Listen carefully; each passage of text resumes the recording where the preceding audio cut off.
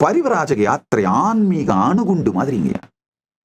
உங்களை அப்படியே வேற நிலைமைக்கு எடுத்துட்டு போய் அணுகுண்டுன்னு சொல்றத அணுசக்தின்னு சொல்லலாம். ஆன்மீக அணுசக்திங்க.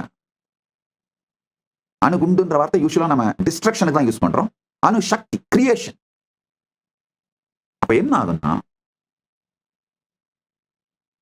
ஒரு சின்ன விஷயத்தை யோசிச்சு பாருங்க. இன்னைக்கு தினசரி வாழ்க்கையில எத்தனை உறவுகள்ல எரிச்சலோடையே இன்டராக்ஷன் பண்றீங்க, லிஸ்ட் போட்டு பாருங்க.